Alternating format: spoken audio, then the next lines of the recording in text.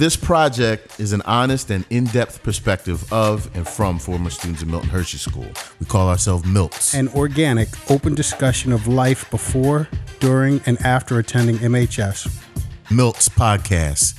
Hey, everybody, what's going on? Welcome back to Milt Talk Podcast. Thanks for joining us again. We have a fantastic special guest, our brother Kayvon. Welcome, Kayvon. What it is, Kay. Hey, what's going on? Thanks for having me. I'm excited to be here. Huge fan of the podcast, and I'm excited to be on it. Yeah, thanks for making time for it. We know you out on the West Coast, right? You out on the West Coast right now? That's right. Sorry, I was on mute. No, I'm going to stop muting myself. But yeah, I'm on the West Coast right now.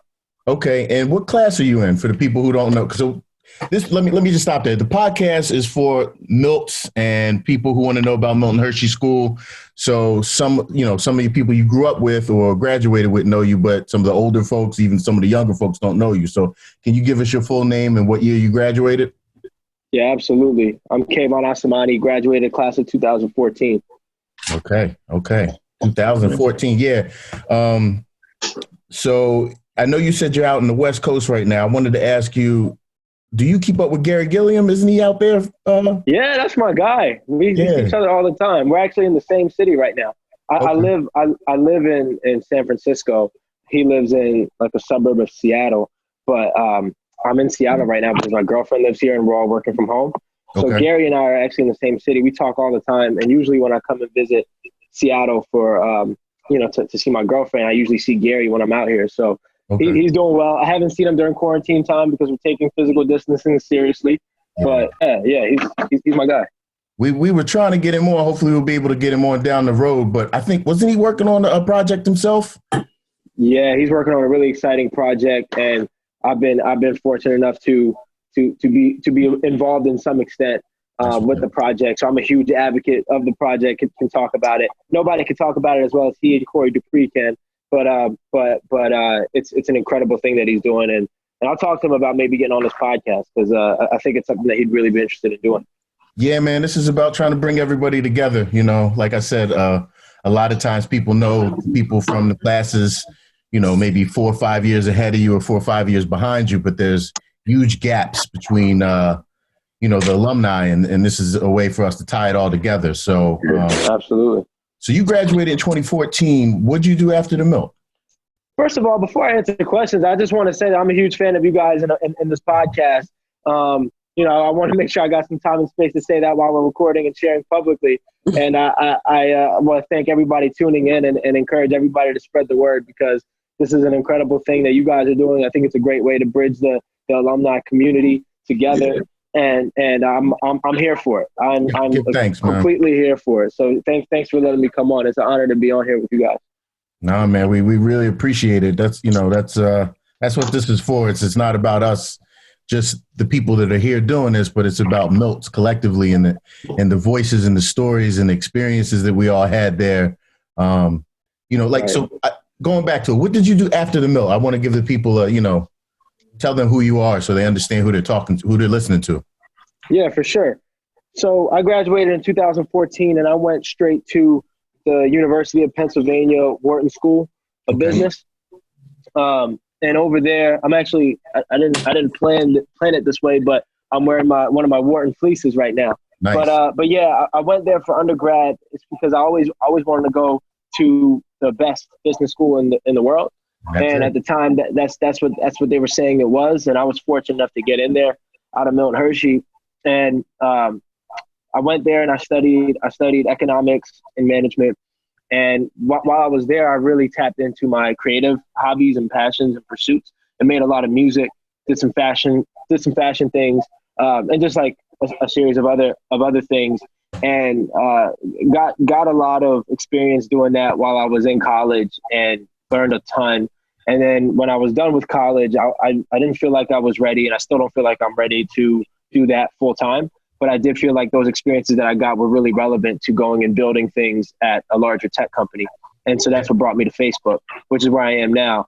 And I've been there since I graduated college in 2018. Facebook, I work product manager, and our job as a product manager is to basically products at Facebook, so things that are used by billions of people, and build those products from start to finish. And as a product manager, you work in teams of other cross-functional partners who are all really, really solid and talented at what they do. And as a product manager, you're supposed to stay in touch with what the problem is that you're trying to solve, and what the vision is that you're trying to build, and ultimately building that thing and delivering it to the world.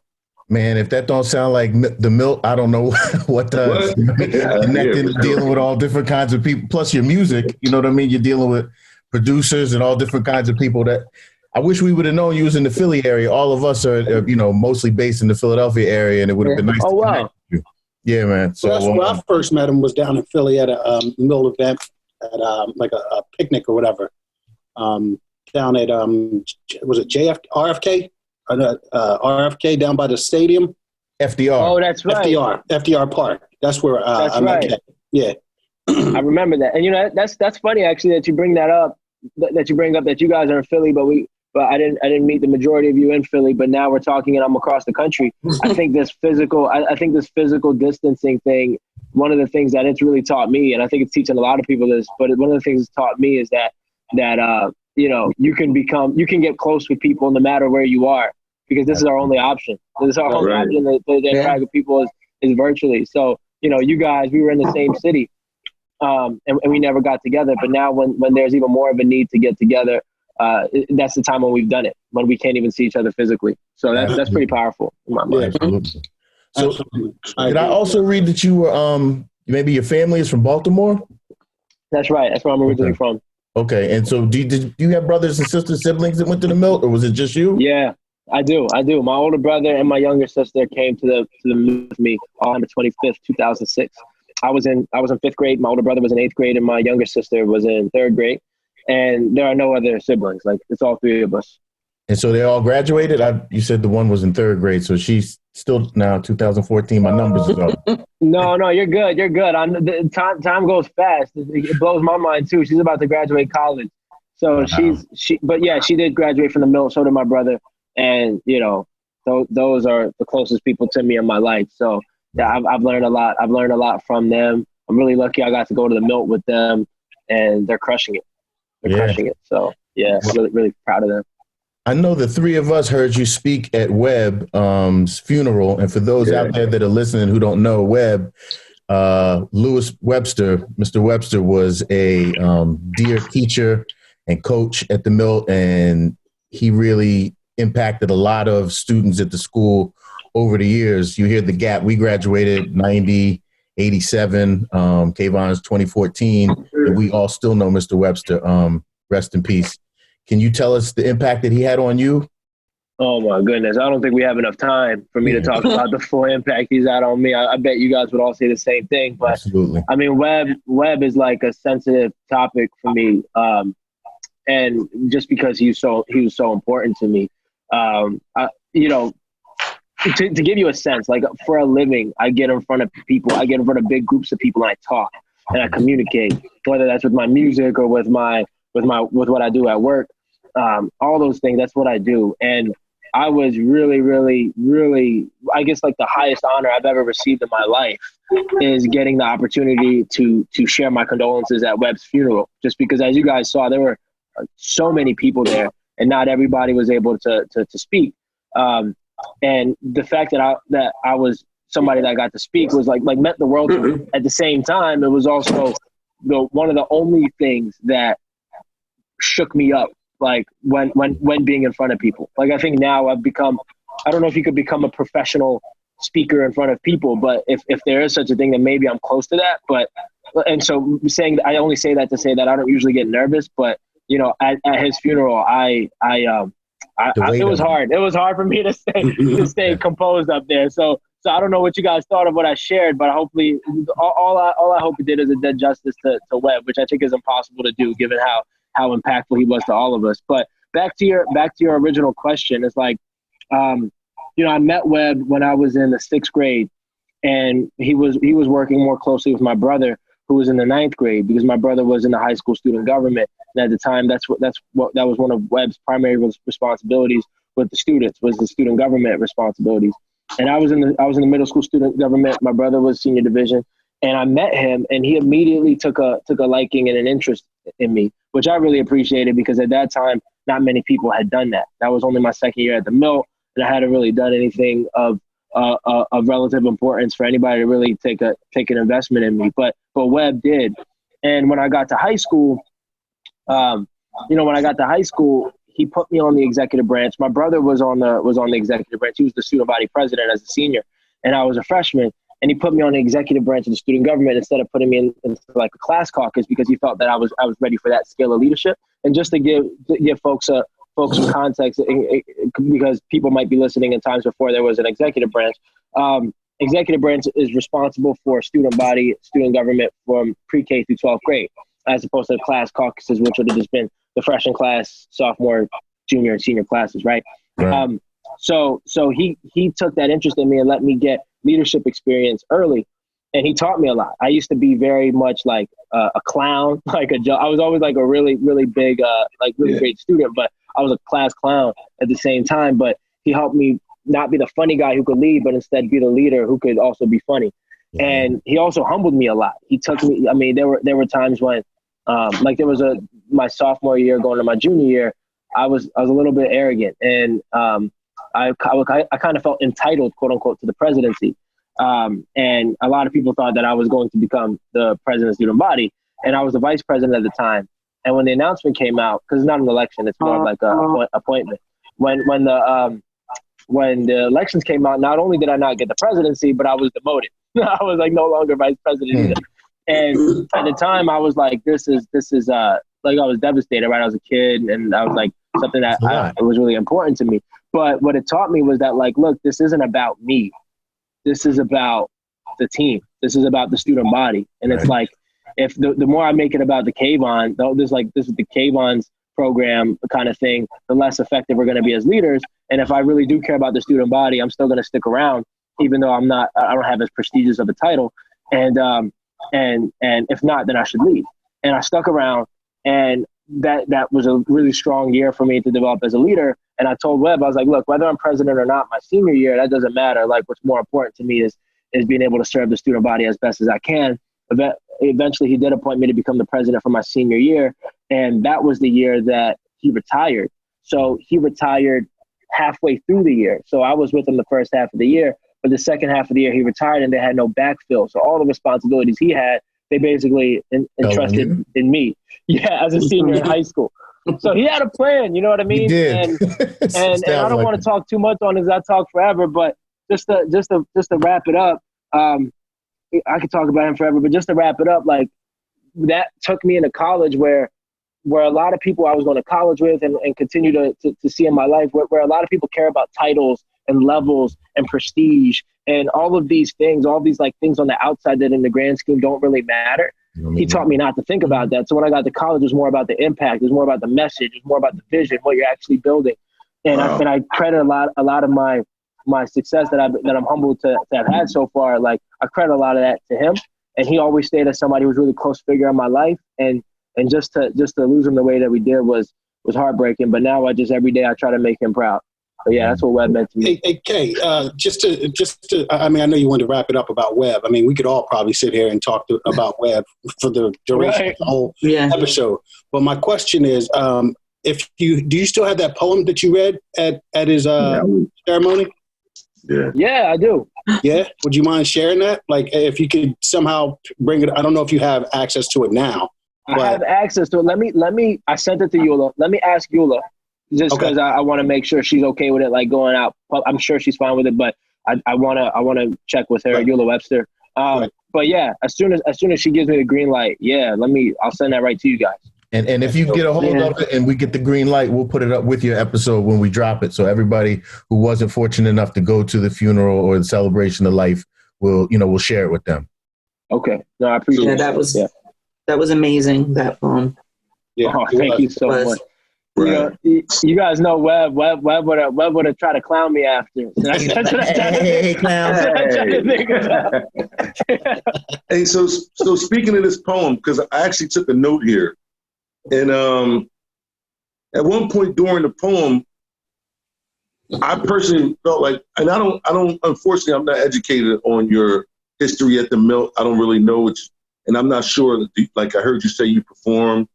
I'm not sure if you sing. I'm not sure if you rap. Right. However, I heard at one point it was a rhythmic flow in this poem that felt like this kid is about to start rapping. And I was getting emotionally charged up for that. And so my question is, so do you rap? Yeah. Did you want that to be a rap initially? Like, it felt like at some point I felt like it was spoken word that was going to be charged into a rap, but I don't know if you were just trying to, like, you know, it was a funeral and out for the funeral, right? Yeah. You know. Yes. Yeah. So that's a good question. So yes, I rap. I do it. I do it.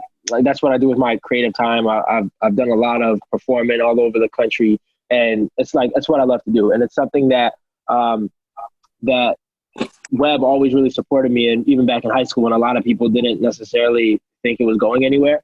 I've been lucky because it's done better than I would have imagined, and I think it's going to get even better. But it definitely, when I was with Webb, it really hadn't gotten anywhere yet. So what happened was Eula Webster reached out to me, and she asked me if I would speak because she feels like Webb would have wanted that. And she asked me if I could do it in song, because Webb was a really big fan of my raps, even the ones that didn't do that well back when I was in high school. And so I wanted to put that together. At the same time, that was the first time I've ever gone to a funeral. So I didn't really know what the approach was when people do it in song or when they just speak. And I wanted to be very, very careful to make sure that this wasn't about me and was more about Webb. And I felt like if I was a little bit too flashy with like my rap skills, it might have shifted the tone or shifted the attention on somewhere I didn't want it to be. So that's why I kept it the way that I did. But I'll tell you what, there were some other people who had some musical performances that just like blew my mind. They charged me up in a way that maybe you were hoping that my thing would charge you up. And I was like, that was beautiful, you know? I agree. That was really good. That was amazing. But I just want to make sure you knew that your point, even though you didn't rap, it came off. And it wasn't, like you said, it was very respectful the way you did it. But I could really feel yourself holding yourself back. Because, you know, I mean, I appreciated it, though. And, you know, we were all sitting kind of next to each other in a row. And I felt like we were all like, kids got, you know, talent. And, you know, I'm not a big talker of people with talent. But I observed that, and I really appreciate that. So thank you for that. That means a lot. Yeah, I tried to make sure it still had that spoken word rhythmic flow kind of thing, but yeah, I did kind of hold back a little bit. All right, Kay. So a question for you. So you said you have two siblings. What made you qualify to go to the Milt in the first place? And how did you learn about the Milt? Yeah, so just like anybody else went to the Milt, something really messed up happened to me. In my case, it was domestic violence in my own home. When I was 9 years old, my father attempted to murder my mother, and he effectively did. He left her brain dead in a vegetative state, where she remains to this day. And that was when I was 9 years old. That was in July of 2005. And so essentially we were orphaned at a young age. He did what he did. He put us in a car and he dropped us off at his sister's house. And then he turned himself into prison where he's been serving a life sentence ever since. And my family that they dropped us off with ended up just dropping us off in the street like a month later. So we didn't really have anywhere to go. But then there were other family members, two in particular, my uncle and my cousin, one of my uncles and one of my cousins, I should say.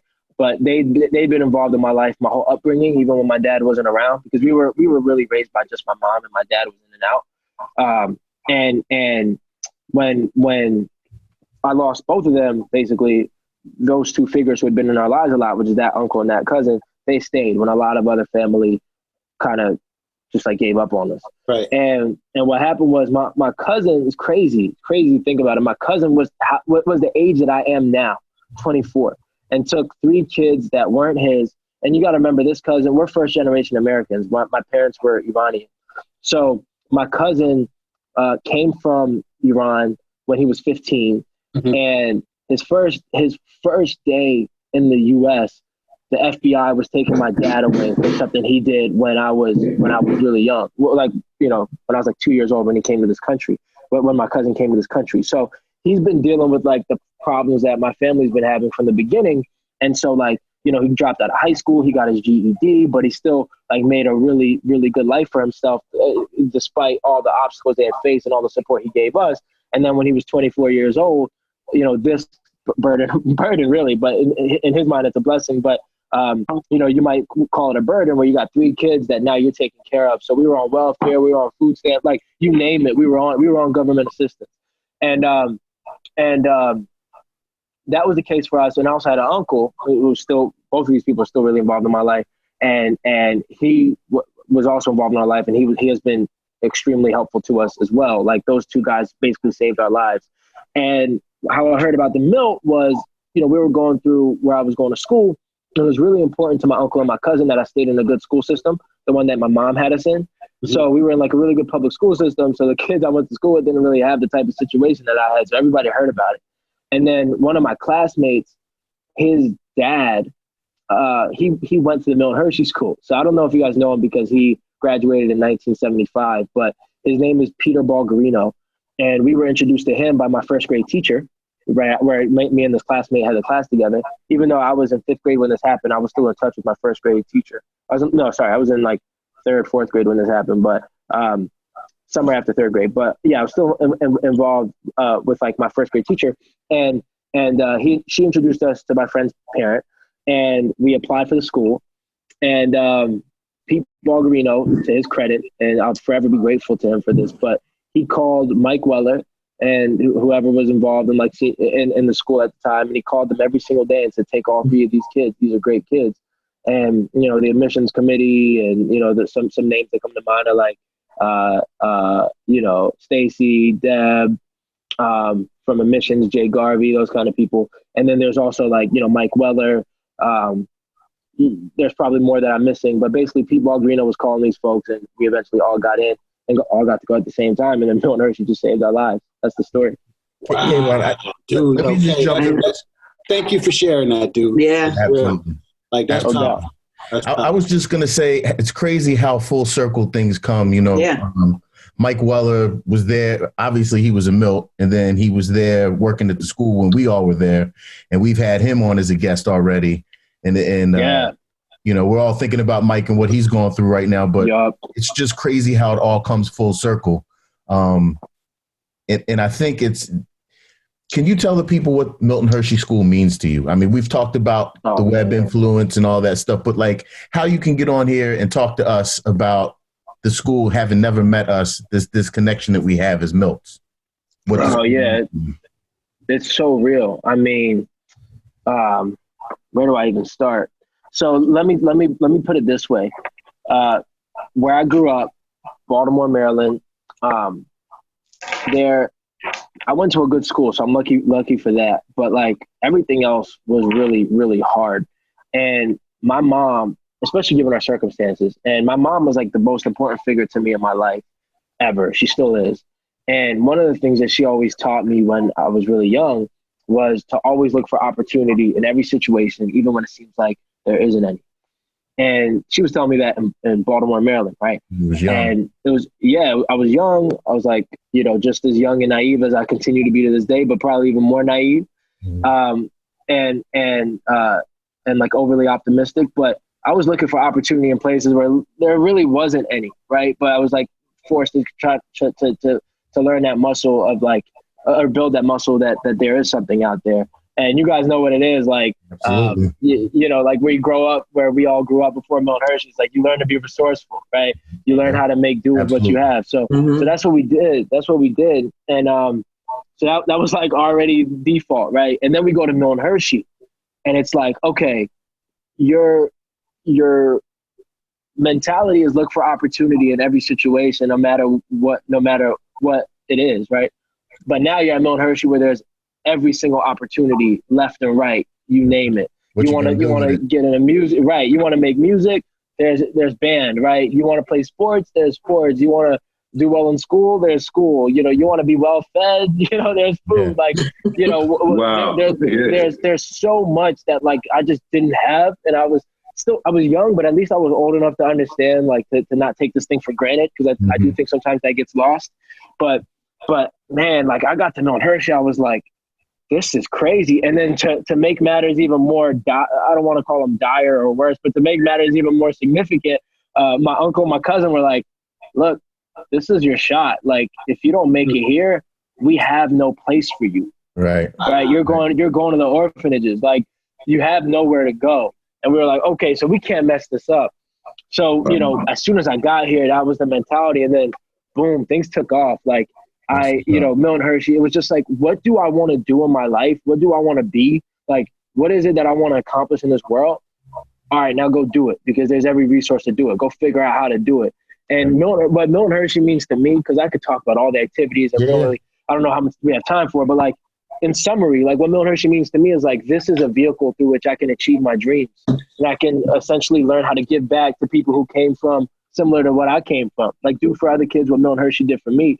And this is a place where I can learn how to do that. And, you know, I did that. I was really fortunate. I had a great time at Milt and Hershey, and I learned a lot, made a lot of mistakes, but also learned a lot and did a lot of cool things. And then when I got out, you know, I just took that same mentality with me, and that stays with me to this day. It's like, what do you want to do in this world? What do you want to achieve in this life? How do you want to give back? Kayvon, and go ahead and do it. When you were in the school, because we talk about a lot on this podcast, basically that while we were in school, we knew we were all there kind of for the same reason, but you didn't really know your other housemates' stories or anything. Right. Did your roommates or other housemates, did they know your story when you went in, and vice versa? Like, did you ever talk about people's, you know, your friends' stories, why they were there, or any of that? That's a good question. You know, for me, my story was a little bit more apparent just because people would ask questions like, why have I never met your mom or dad? Wow. And I was just like more open about it. I wasn't going to be, you know, I couldn't lie. I couldn't be like, you know, I don't know. Or like, they're just working. Like I was pretty open about it. I would say that it varies as far as like what I knew from my other friends. I would say for the most part, I didn't know what they were going through. But I will say that regardless, like, of what I knew or what I didn't know, it was just like you alluded to. It was just powerful to be in the same place as a bunch of people who came from humble beginnings, rough backgrounds, and we were all in this together to try to make something out of ourselves. That's huge. That's huge that you said that, because that's what this podcast initially started with. You know, I don't know all of Jack's story. I don't know V's story. I don't know Jessica's whole story. You just gave us your story. You know what I'm saying? Like, we're trying to make this a platform where everybody can share all their stories in their own words and say, you know, what they felt about the Milt, what they, you know, who they vibe with, and, you know what I mean, all the different influences from the Milt and all that. And that's exactly what this is about. So that was perfect, man. That was perfect. Yeah, great too, Jeff. Just shows you that you know, it doesn't matter what your background is. You can, you know, a lot of people use, you know, their bad background as an excuse for, oh, this is this and this is, and real. You are a prime example of that. You can totally overcome anything that is set in your, you know, that was handed to you. Yeah, I got to tell you, man, I know a lot of people. I've met a lot of people over my time, you know, and you're inspiring, just your energy. Like I said, I never really met you in person, but just hearing you talk and your positive energy, it's inspiring. So I can see why Webb jumped in behind you, and you know, why the Milt still looks at you as a champion. And, you know, we're just really happy that you made time for us to come on here and share. We'd probably love to have you come back on another time down the road. Wait, before you wrap up, Jay, I got a question, brother. Lay it. I got a question because I feel like this is going to be my thing now. So, I know. And by the way, guys, if you guys want to go, I don't know if you're like chopping this up after or whatever. If you have time, I can go probably to like 3:30 your time. If you guys want that extra time, but if you guys have other places to be, I totally get it. No. We want you as long as you got. Oh yeah. All of that. We don't have any place. So while we got you, look. So I got a question. The question is, Milts that were in the school with you before graduation and got out. Do you have any that you remember and wish that they would have stayed? Like people who you're saying who got kicked out or left. People that may have gotten kicked out, or people that maybe just got out on their own. That you wish could have stayed. Some friends of yours, maybe. Oh man, I got so many. I mean, I don't know if you want me to name them, but like, you know, I probably won't name them, but I could like. That's the hardest part about it because it's like once you're a Milt, you're always a Milt. Yeah, you know what I mean. And I feel like you guys probably have. I'd be curious to hear what you guys think. You guys probably have friends where you're like, you wish they made it through. But in my case, like, you know, some of my closest friends that I met in elementary school that just didn't make it all the way through for whatever reason, even they to this day wish that they made it all the way through. And they're like, you know, I was a kid, I didn't really get it, or I was just silly and I've got in trouble. That's kind of the thing. Or my parents didn't get it and they brought me out, kind of thing. But man, like, I do wish that we all got to graduate. Right. So you really kind of went into my next question by saying, if you talk to them, what their reaction would be. And you mentioned the fact that a lot of them wish that they would have stuck around. And I always thought personally, like, if I wish I could have I wish I'd have been older or more mature enough to tell them, because I feel like at that point we were all like, yeah, get out. You should get out. And, I feel like that was a lot of our advice back then, especially, you know, around 9th, 10th grade. We're like, yeah, if you can get out of here, break out. You know, so, you know, we heard stories where one guy's brother made it to Philly a couple times, you know, which I thought was amazing, you know. But the next question I had, and this is something that personally happened to me, is did you ever like wonder about a Milt that, especially since you graduate, like, man, I wonder where so-and-so's at, whether they graduated or not, and you actually were able to find them and maybe the reception wasn't what you were looking for? Yeah, that's interesting. Yeah, right before I get to that, I do want to just close out, add something to the previous point, which is that it's funny because I don't know if it was like this when you guys were there, but when I was there, it's like when we're at Milt and Hershey, everybody's complaining about something, myself included. Like, the uniform, or sometimes, you know, sometimes like the chores, the food, like what it is that I got to do. On a day-to-day, like, think like we were all just kids, like thinking that it was dumb. And I think back, like, I go back and I love the food. I go back and I'm like, I'm so glad I learned how to do this chore.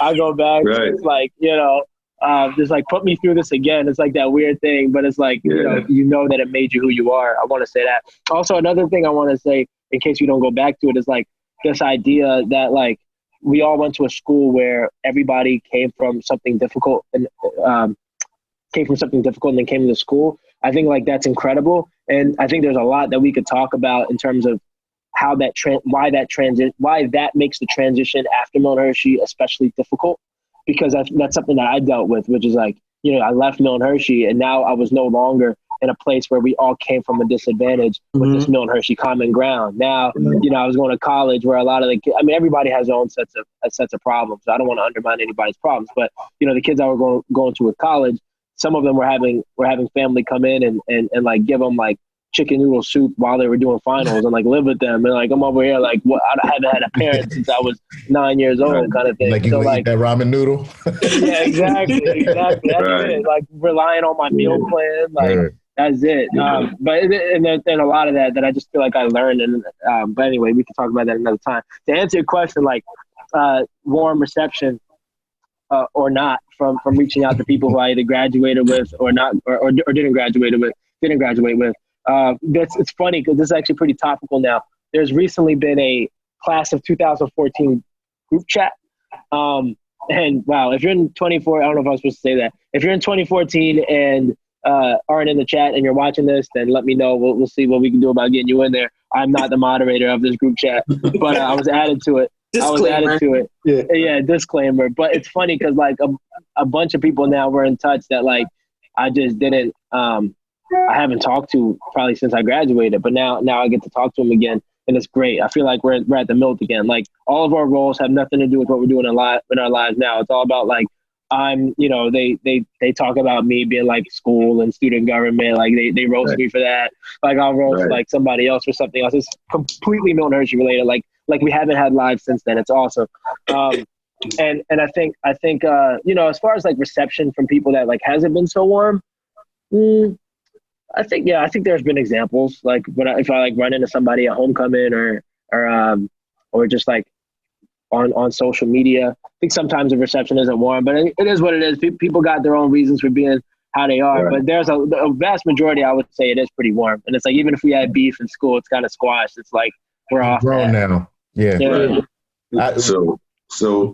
hold on real quick. I just wanted to say to your point, like about asking about that, like social media has changed the dynamic of connecting with people, or you know what I mean? Like cats that whatever happened to so-and-so, they left in third grade and, you know, now they come back. And that the chat room, the forum for Milt Talk has been, I don't know if you got on there yet, Kayvon, but it's been crazy with the stories and people are on there. Like, I'm just sitting back. I don't even get into half of it, but, you know, everybody's talking and all that. And, you know, of almost 1,000 people, I've only seen one negative comment about the Milt. You know what I mean? Right, I think with personalities and such, like, you know, getting along with it, being happy to see somebody that you didn't know back in the day.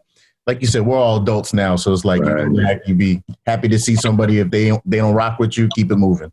And it's funny because even the negative, if it's brought up negative, it's still flipped into a positive. Oh yeah, the dynamic is always turned into a positive because, you know, we got into that thing about the scouring, whatever you call those pots and pans and all that. Yeah, but everybody was like, man, it kind of makes you who you are, man. So if you didn't have to work hard for nothing, I feel like this work is not worth having.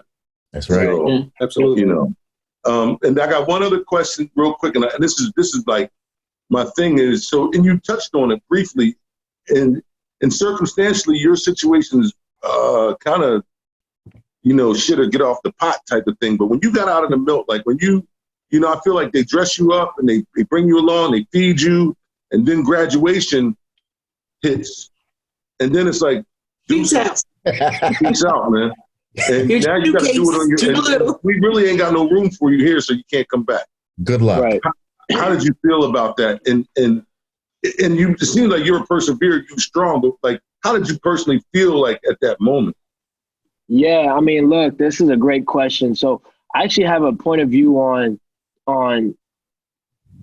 at scale, like collectively, what happens to Milts, like why I think certain Milts do really well outside of Milton Hershey versus some other Milts maybe don't do as well. And I have like a theory on this. So my personal experience is I got to college and I was like Mr. Everything at Milton Hershey. You know, I was like student body president, valedictorian of the class, like all those things, right?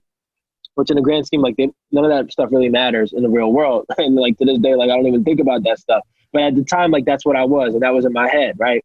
So I was like this dude that's like this really, really strong quote unquote prospect out of Milton Hershey going to Penn, which is like an Ivy League school. And I was going to one of the best business schools in the country. And I already expected like you're going to go to school with a bunch of people who were the quote unquote K-bonds of their respective places. And in my case, like those kids are a lot more, I would say, impressive than I am or was on paper. Like on, you know, SAT scores higher than mine, you know, academically they could do better than me in a classroom. I was just lucky that I didn't have to compete with them at Milton Hershey kind of thing. So we all go to this like college and when we get to college, it's like, I think everybody's going to be approaching this Penn thing with the same like gratitude and humility that I was. And that just wasn't the case. Like a lot of people, it's like, this is legacy. Like this is where they've gone for age, like their parents have gone for generations. Like they have all the resources. They have people who were in their schools or in their families that can actually advise them on how to go through this thing. Whereas like, I didn't really have that much of that from Milton Hershey, although I did have some. There were some people who had like pockets and new people who had some experiences, which was really helpful, but I just had a lot less of it than they did. And I think in my mind, as I was like a lot younger, a lot more immature, but I was thinking about like how many disadvantages I had, thinking I was this like underdog. And I really struggled in like my first semester, you know, because I got out and I was like, you know, playing, like, it was just an assumption default that like everybody's got this like level playing field now, which wasn't the case. I still, like you said, like I didn't have anywhere to go back to during winter break or summer break. The Milt had like an alumni housing, which was great, but I used that. Like that's all I had, you know. Whereas my classmates didn't have that. And I think the first semester I really struggled. But I think what really brought me out of it was that after my first semester, I was like, okay, like, should I even stay at the school? Should I transfer to somewhere where I'm more of a fit? Blah, blah, all these like things. And then I was like, look, the one thing that there's a lot that I don't have compared to the kids I'm with now, but the one thing I do have that they don't have is I got the perspective of somebody who came from the street, but I'm in the same place as everybody else who has access to anything that they want to get in this world. Mm-hmm. So I've seen the bottom of the bottom and I've seen the top of the top. And I'm fortunate enough to say that I could embody a lane where my perspective could be so unique that I could just think about all of these things we have in a whole new way. I've experienced what crime looks like, you know, in within your own household, let alone your community or city. I've seen how drugs can negatively impact your community. I've seen like income inequality and experienced it firsthand. And now how can we take these concepts that I'm learning in school to like make it more real? So that helped me learn a lot more. And the other thing was I have a dream for like what I want to do in terms of my creative stuff. I love creating, I love making music, but I just love creating things, period. How do I take what I'm learning here and make myself better at that, and vice versa? How do I take my unique skills and gifts and perspectives to make myself, you know, do really well at the school?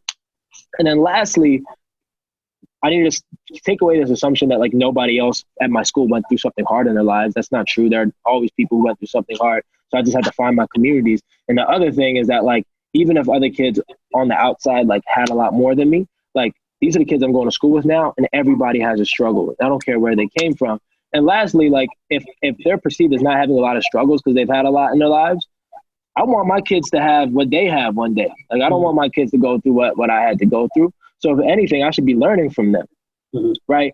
So all of that to say that, like, you know, once I put all that together in my head, it was like I never looked back, and everything got a lot better. And just to bring it back to what I think this teaches me about other Milts who graduated, I think there's this transitional period, right, where everybody goes through it, whether you're from the Milt or not, where you're going to college or the world or whatever you did after high school, and you struggle. I saw it in my classmates who had a lot more than I did growing up. It's just like that first either semester or freshman year, it's like you struggle because this is different. This is a transition. But what I've noticed is that like the kids who I went to school with and stuff like that, a lot of them came out of that struggle because they had a lot of support. They had a big support system behind them, which is great. And that's why they're able to succeed and do all the crazy, great things that they do in their lives. Whereas Milts, because like you said, you just go and then, you know, it's like you can't really come back here. You got to go make something of your life. We struggle in that transition. You lose a lot of people in that transition. They either drop out or they lose all their confidence or their motivation, or they make mistakes that they can't recover from. And you lose all these Milts, right? But then what I've noticed is that the kids, the Milts specifically, who make it through that transition, just like everybody else did, that had a lot coming out of school, those Milts that make it through that transition, they flourish. They excel well beyond a lot of those kids that had a lot more than them growing up, because they know how to overcome adversity. They know how to do all these unique things that, like I mentioned, that I was able to do. A lot of them do that. So I think, like, in summary, I think that's the biggest opportunity for Milt and Hershey, and I think they've done a really good job of that since I've graduated. I think they've grown in this a lot. Much credit to Peaker and everybody else. I think they've gotten so much better at this, and that's why we're seeing more success. But I think, like, focusing on that success immediately after graduating from school and getting through that transition is key, because when Milts make it through that, they really excel and they really shine. That's what I think there. Nice. Wow. Thank you. Yeah, no, absolutely. That you hit it right on the head, because it wasn't like that when we were there. No. They gave us $100 in a suitcase and said, good luck. They gave me $35. So I got $35. Better, just like everybody else. I had to pay for my cross-country sneakers that I stole. What did you owe for, Gully?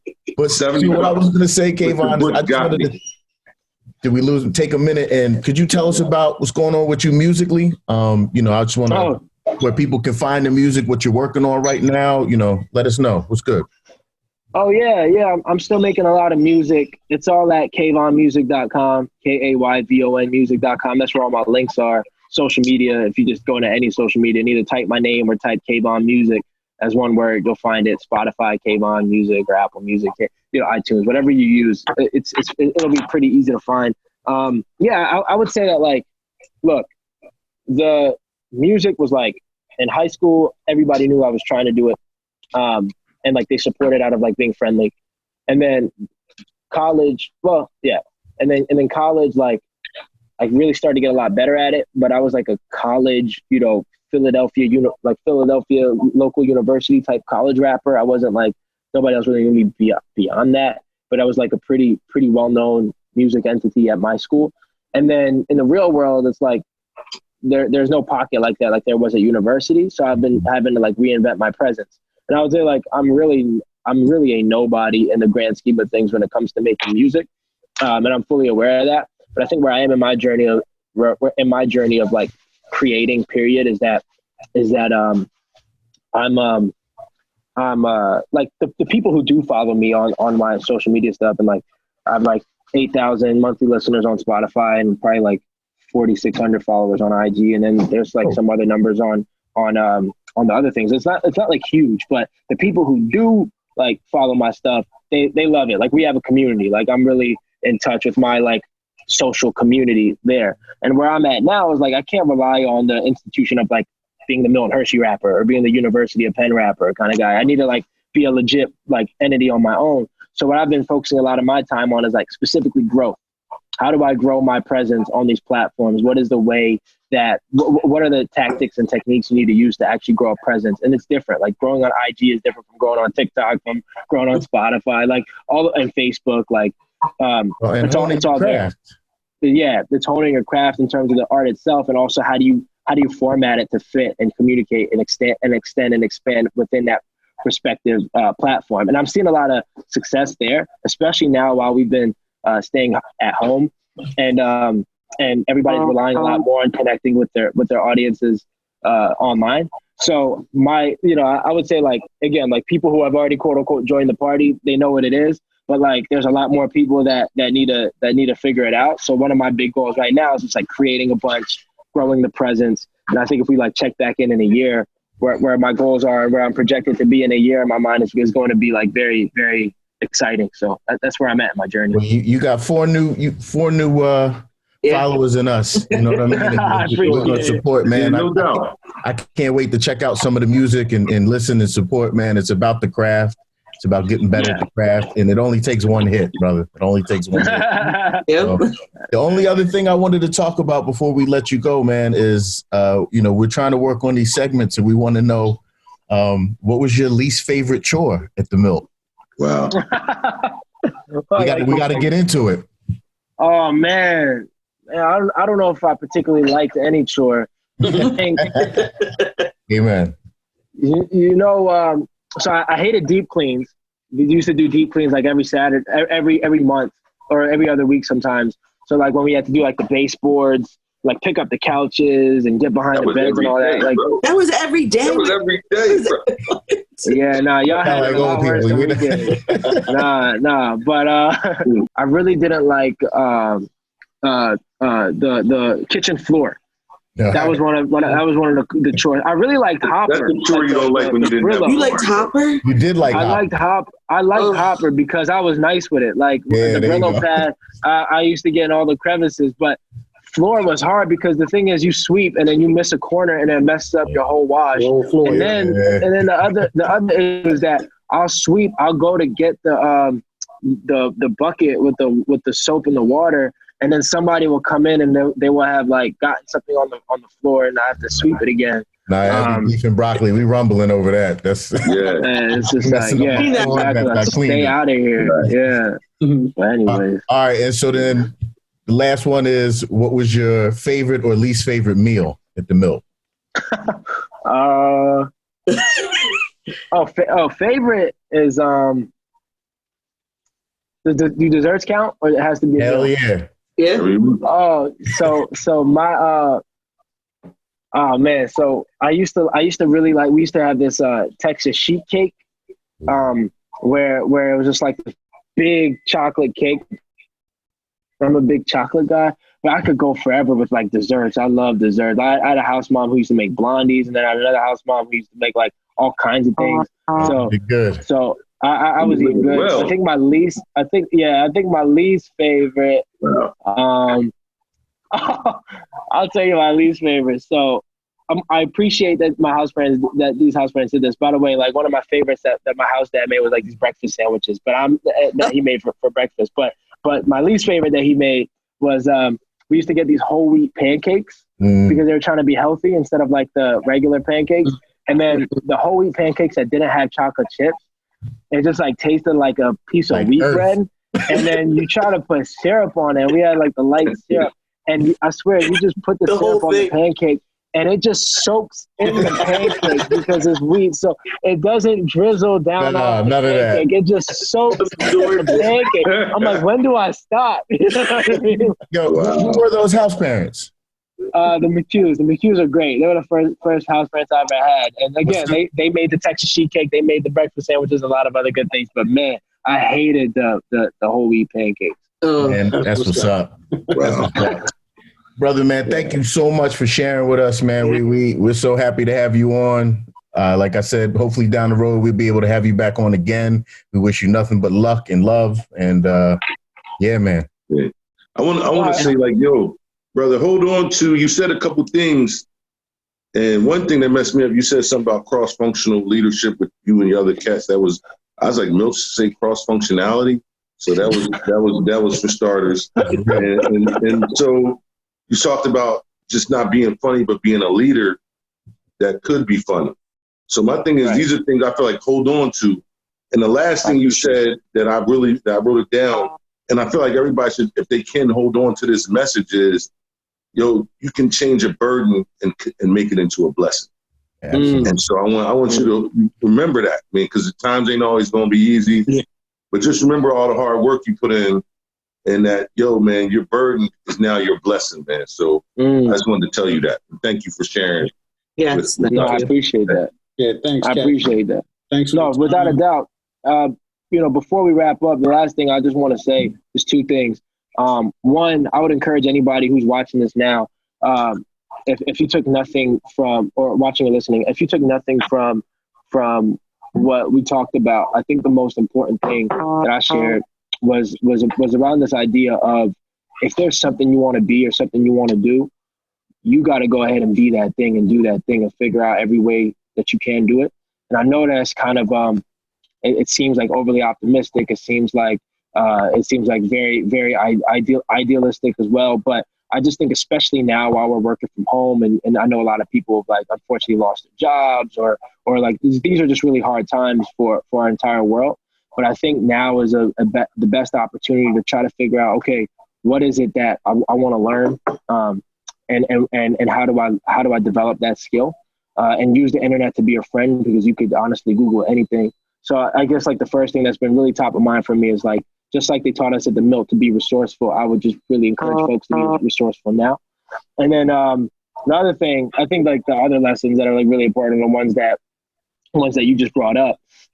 So maybe distilling those in one place would be great. But the other thing is about this particular podcast.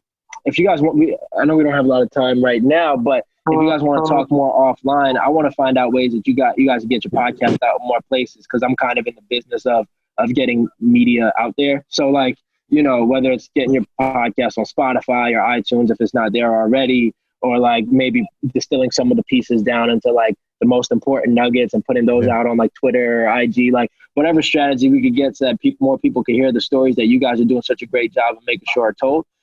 Let me know, because I'm a big fan of what you guys are doing, and I would just ask that you keep it up. We appreciate it. We're going to take you up on that. We're still in the process of building this thing, and we're trying to build it, organically through and with family. So we're going to take you up on that. I know Warner will reach out to you, and again, it'd be great to have you part of the family. And thank you. All right. Yeah, thank you guys. Really appreciate it. All right. Be safe. Thank you. All right. Thank you, man. Peace. Peace.